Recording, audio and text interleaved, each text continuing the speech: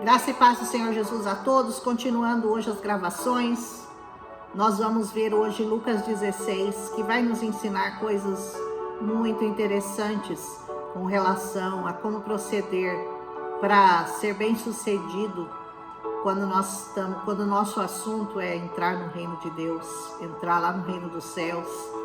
E ele vai comparar isso com coisas terrenas, é claro, né? O Senhor sempre criava e dava exemplos a partir daquilo que a gente conhece aqui na terra, para mostrar como que pode ser feito para que nós possamos entrar no céu, no reino dele. Amém? Diz assim: Jesus disse aos seus discípulos, continuando, ele tinha contado 3 parábolas no capítulo anterior, das ovelhas perdidas, da ovelha perdida, das 100 ovelhas que uma se perdeu e o Senhor foi atrás para encontrá-la, da dracma perdida, que também é uma alma perdida, e que a mulher acendeu a luz, e a luz é Jesus. Pensa bem nisso, né? Ela acendeu a candeia para procurar a dracma perdida. E veja bem, se você pensar, a luz é o Senhor Jesus, como eu falei no capítulo passado, mas sabe o que eu não falei? É você que tem que procurar a dracma. A dracma perdida é o seu papel, procurar aquela dracma perdida, aquela alma perdida que corresponde àquela dracma. Então, varrer a casa é o seu papel. Agora, a luz da candeia, certamente o Senhor que vai iluminar, para que você possa encontrar essa alma perdida. E por último, do filho pródigo, né? Do filho pródigo, onde eu mostrei que os 2 ali precisavam de ajuda. Aquele que fugiu do pai, mas que se humilhou e se arrependeu, e o que ficou com o pai, que é o que desfrutava das fazendas do pai. Mas lembra que Jesus estava contando essas 3 parábolas para os fariseus que acusavam-no de estar comendo e se assentando com pecadores? Quando ele conta a parábola do filho pródigo, com certeza eles entenderam que o filho que ficou ao lado do pai, que o filho que ficou na fazenda, eram eles. E aquele me parece bem pior do que o outro que se arrependeu. Então eles estavam já muito bravos com o Senhor. Mas o Senhor não estava preocupado, né? E aqui continua o Senhor dando mais exemplos de coisas terrenas para falar de coisas espirituais. Jesus disse aos seus discípulos: o administrador de um homem rico foi acusado de estar desperdiçando seus bens. Então ele o chamou e lhe perguntou: o que é isso que eu estou ouvindo ao seu respeito? Preste contas da sua administração, porque você não pode continuar sendo o administrador. Então o chefe dele, o dono da fazenda, pediu que ele prestasse contas sobre como ele estava administrando as coisas daquele lugar. Preste atenção que o Senhor é o administrador da fazenda, você é o funcionário. E ele vai prestar conta com você, se você está correspondendo às expectativas dele ou se você está manuseando mal aquilo que ele te deixou, que ele confiou nas suas mãos. O administrador disse para si mesmo: ixi, meu senhor está me despedindo. Acho que eu não estou fazendo o serviço direito, né? Ele estava, na verdade, roubando. Que farei? Para cavar, eu não tenho mais força e eu tenho vergonha de mendigar. Eu já sei o que eu vou fazer, para que quando eu perder o meu emprego aqui, as pessoas me recebam em suas casas. Então ele chamou cada um dos devedores do seu senhor, perguntou ao primeiro: quanto que você deve ao meu senhor? 100 potes de azeite, ele respondeu. O administrador lhe disse: toma aqui a tua conta, porque ele controlava todas as contas, e sente-se depressa e escreva 50. Escreva que você deve só 50. Muito bem. A seguir, ele foi para o segundo credor. E você, quanto deve? 100 tonéis de trigo, respondeu ele. E ele lhe disse: tome aqui a sua conta e escreva que você deve só 80. E o Senhor elogiou o administrador desonesto. Por quê? Porque ele agiu astutamente. Ele foi astuto. Porque os filhos deste mundo são mais astutos no trato entre si do que os filhos da luz. Por isso eu lhes digo: usem a riqueza deste mundo ímpio para ganhar amigos, de forma que quando ela acabar, estes os recebam nas moradas eternas. O que será que o Senhor estava mostrando aqui? Parece que ele está mostrando uma pessoa que está fazendo uma coisa errada, como se ela estivesse fazendo uma coisa certa. Veja bem, quem elogiou o administrador da fazenda não foi o Senhor, mas foi aquele que o Senhor estava dando de exemplo, o dono da fazenda, no caso a fazenda aqui na terra. Como que ele fez então para enganar? Ele, com certeza, ele retirou os juros, né, do dinheiro que as pessoas deviam, ou pode ser que ele tenha tirado da dívida aquilo que ele tinha roubado para ele mesmo. Então, quando o administrador foi checar as contas, aparentemente as contas estavam corretas, porque cada um devia o que ele disse que devia. Mas como era ele que controlava, quando ele dizia que a pessoa devia só 50 tonéis ou 50 litros de azeite, na verdade ele contabilizava 100, porque 50 ficava para ele. Você entende? Então, ele conseguiu, de alguma forma, agradar os dois, né? A conta bateu lá com o administrador, com o dono da fazenda, e ele que administrava, e ele também agradou aqueles que deviam, porque eles passaram a dever menos e ficaram devendo um favor para ele. Você entende? Então, o Senhor está comparando isso com a riqueza desse mundo, que as pessoas têm que ter astúcia para poder ganhar. E ele está dizendo o seguinte: aqui na terra, as pessoas têm mais astúcia para ganhar dinheiro do que vocês, que são filhos da luz, ganharem almas para Deus. Então, nós temos que ser hábeis, nós temos que ser astutos, nós temos que entender muito bem o que essa palavra está tentando nos mostrar, para que nós possamos fazer da melhor forma e desse jeito arrumar amigos no céu, lá no reino do céu. Aleluia! Perdoando dívidas. Como é que a gente perdoa a dívida? Perdoando pecados, perdoando aqueles que nos ofenderam, perdoando aqueles que nos magoaram. Olha, não me deve mais nada, tá tudo certo, tá tudo pago. Isso é sabedoria. E ele está falando, os filhos das trevas são mais astutos que os filhos da luz, porque os filhos da luz não conseguem ter essa visão, que quanto mais eles perdoam, mais eles conseguem acrescentar de riqueza lá no céu, né? E ele diz assim: quem é fiel no pouco, também é fiel no muito. E quem é desonesto no pouco, também é desonesto no muito. Não é assim? Senhor, você está esperando que o Senhor coloque grandes coisas nas tuas mãos?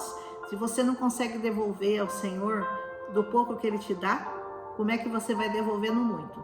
Quando você estiver muito rico, quando você tiver muitas coisas, será que você vai ter coragem de devolver 10% do muito que você ganha? Se do pouquinho que você ganha, você não é capaz de devolver? Então, Senhor vai colocar muito na sua mão quando você aprender a confiar que você pode, com certeza, confiar que Ele é poderoso para te devolver 10 vezes mais, muito mais abundantemente do que aquilo que você consegue dar a Ele. Assim, se vocês não forem dignos de confiança em lidar com as riquezas deste mundo ímpio, né? Se você não consegue lidar com confiança com as coisas desse mundo ímpio, quem que vai confiar para você a riqueza verdadeira que é do alto? Se você não é justo com as coisas aqui da terra, se você não age com sinceridade, se você não age honestamente com as coisas aqui da terra, como que o Senhor vai poder confiar coisas do céu para você, que são infinitamente maiores, que são riquezas inegociáveis? É isso que o Senhor quis mostrar. E ele diz assim: e se vocês não forem dignos de confiança em relação ao que é dos outros, quem é que vai lhe dar o que é de vocês? Aleluia! Vamos aprender com o Senhor, né? A lidar com as coisas dos outros. Se você ama o outro como você ama você mesmo, você não rouba o outro porque você não gosta de ser roubado. Se você ama o outro como você ama você mesmo, você não trai porque você não gosta de ser traído. Se você ama o outro como você ama você mesmo, você não adultera porque você não gosta de que cometam adultério contra você. Se você ama o outro como você quer ser amado por Deus, você não mente. Você não sente inveja porque você não gosta que tenham inveja de você. Você entende que as coisas são proporcionais àquilo que você faz e àquilo que você sente? Aleluia! Nenhum servo pode servir a dois senhores. Olha, essa palavra é muito forte, porque vai odiar um e amar o outro, ou vai se dedicar a um e desprezará o outro. Vocês não podem servir a Deus e ao dinheiro. Servir a Deus e ao dinheiro.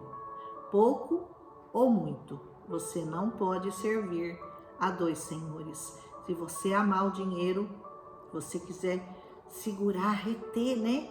Aquilo que o Senhor coloca nas suas mãos para você, você certamente vai fracassar. Porque não há como reter riquezas dessa terra. Elas vão escoar pela sua mão como a água que sai pelo vão dos dedos. Se você amar o dinheiro mais do que a Deus, você não vai conseguir servir a Deus com o seu dinheiro. Amém? Tem muita lição aqui para a gente aprender, gente. Os fariseus que amavam o dinheiro ouviam tudo isso e zombavam de Jesus.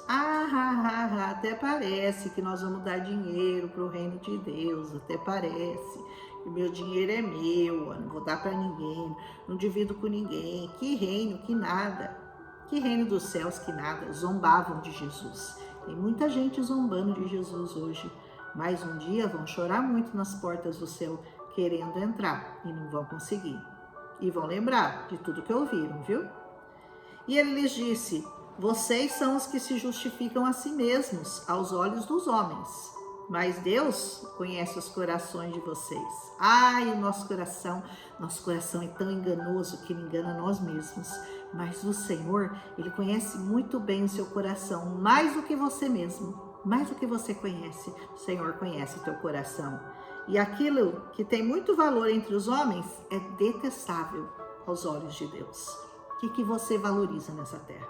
Quais são as coisas que você dá valor nessa terra? Sua roupa, sua casa, seu carro? Ou você dá valor a essa palavra? Porque por essa palavra você vai ser julgado. Por essa palavra você tem que viver. Por essa palavra você vai morrer. Amém? Então que nós aprendamos, né? A dar valor às coisas que realmente têm valor. Porque Deus conhece o teu coração. A lei e os profetas profetizaram até João. Eu falei para você que o Velho Testamento, até João anunciar Jesus, foi falado pelo Pai. Desse tempo em diante, estão sendo pregadas as boas novas do reino. Por quem? Pelo Filho, por aquele que estava pregando aqui nesse momento para eles.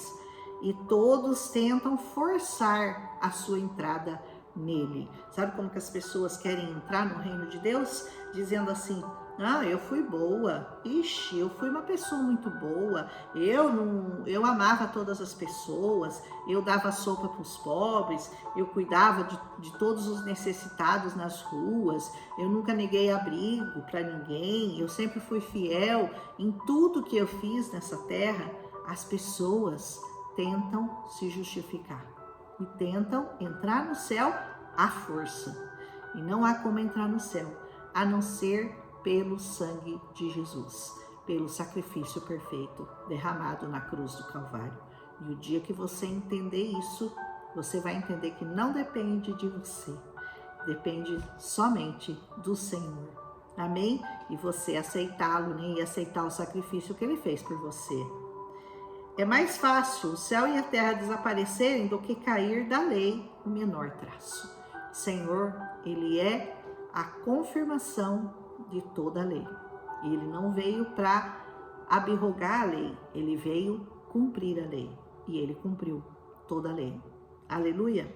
Quem se divorciar de sua mulher e se casar com outra mulher, estará cometendo adultério. E o homem que se casar com uma mulher divorciada do seu marido, também estará cometendo adultério. Senhor, aqui falando de um assunto que hoje é muito questionado, né? Não é bem assim, a gente tem que ser feliz. Ninguém consegue ser feliz desobedecendo a palavra de Deus. Se você está em adultério, ainda dá tempo de você se reconciliar com o Senhor. Os adúlteros, segundo a palavra de Deus, não herdarão o reino dos céus. E eu falo isso com muita tristeza.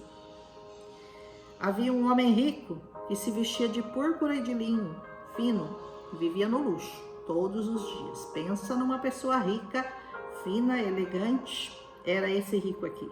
E diante do seu portão, do lado de fora, deixado, lá estava um mendigo chamado Lázaro, coberto de chagas. E este ansiava em poder comer o que caía da mesa do rico. Ele ficava ali pegando os restos, né, da comida daquele rico. E em vez disso, os cães vinham lamber-lhe as feridas. Muito terrível. Chegou o dia em que o mendigo morreu, e os anjos o levaram para junto de Abraão. O rico também morreu e foi sepultado. E no Hades, onde ele estava sendo atormentado, ou seja, um foi para o céu, o outro foi para o inferno. Ele olhou para cima e viu Abraão de longe, com Lázaro ao seu lado, de longe. Ou seja, do inferno é possível ver o céu? Sim, é possível. Não é possível entrar, mas é possível ver. Já eu acredito que do céu para o inferno não é possível, porque senão a gente sofreria vendo pessoas que a gente ama lá, né? Então chamou: Pai Abraão, tem misericórdia de mim, manda Lázaro que ele molhe a ponta do dedo na água, refresque a minha língua, porque eu estou sofrendo muito neste fogo. Lembre-se que é pranto, ranger de dentes e fogo que nunca apaga, que fica consumindo, não tem água, não tem nada, não tem refrigério nenhum. É sofrimento, é dor, é dor. Isso é o inferno. Jesus falou muito do inferno, muito. Então, para quem acha que não existe, não está crendo muito nessa palavra aqui não, né? Mas Abraão respondeu: Filho, lembre-se que durante a sua vida, você só recebeu coisas boas, enquanto que Lázaro recebeu coisas más. Agora, porém, ele está sendo consolado aqui e você está em sofrimento. Simples assim. Se você tivesse cuidado dele, quando ele estava lá na porta da sua casa, querendo só um pouquinho daquilo que você tinha, se você tivesse repartido com ele, tivesse tido misericórdia da vida dele, ao invés de deixar que os cães ficassem lambendo ele e ele ansiando por um pedacinho de pão, uma faísca do pão que caía da sua mesa, talvez você não estivesse nesse lugar aqui, né? E além disso, entre vocês há um grande abismo. Existe um grande abismo entre o céu e o inferno. De forma que os que desejam passar do nosso lado para o seu, ou do seu para o nosso, não conseguem. Não há como. Não existe ponte entre o céu e o inferno. Não há como passar do céu para ir ajudar os que estão no inferno, e nem no inferno para ser ajudado pelos que estão no céu. Não há como. Ele respondeu: Então eu lhe suplico, pai, manda Lázaro ir à casa do meu pai, porque eu tenho 5 irmãos. Deixa que ele os avise, a fim de que eles não venham também para esse lugar de tormento. Veja bem, ele estava tentando pelo menos salvar a família dele. Manda uma pessoa lá que já morreu e que possa ir lá e avisar os meus irmãos para eles não virem para esse mesmo lugar que eu estou. Abraão respondeu: Eles têm Moisés? Tem os profetas, que os ouçam. Hoje você também tem profetas que estão pregando a palavra para você. E depois de Cristo, não há mais desculpa para o seu pecado, porque verdadeiramente o Senhor veio e mostrou que todo mundo pecou, que todo mundo está debaixo da mesma condenação e que não existe só um povo que o Senhor vai se revelar para salvar. Jesus veio para salvar todos. Não, pai Abraão, ele disse, mas se alguém morto fosse até eles se arrependeriam. Olha só, né? Se algum morto aparecesse para eles, talvez eles ouvissem, talvez eles se arrependessem. Abraão respondeu: se eles não ouvem Moisés e não ouvem os profetas, tampouco eles se deixarão convencer, ainda que ressuscite alguém dentre os mortos. Jesus ressuscitou dentre os mortos, e ainda há os que não creem, e ainda há aqueles que não o seguem, que não o temem, que não o buscam, que não querem servi-lo, que querem servir só a vida deles, viver a vida deles do jeito que eles querem, sem observar essa palavra. E essa palavra é muito séria. E essa palavra, uma vez lançada no seu ouvido, não dá mais desculpa para o seu pecado. E para quem acha que morto fala, aqui tem uma resposta para você, bíblica. Os mortos não têm como se comunicar com os vivos. Palavras de Jesus, não minhas. Então, se você aí segue alguma crença que fala que os mortos voltam para falar alguma coisa, é contra essa palavra. Não é o que essa palavra diz. E eu vou desafiar você a me achar algum texto em que algum morto veio falar alguma coisa com vivos. Não há como. Aqui na terra só existem profetas e pessoas que falam e pregam essa palavra aqui para você. E é neles que você deve crer. Amém? Hoje nós terminamos então Lucas capítulo 17, mais 16 e amanhã Lucas 17. Um abraço em Cristo Jesus.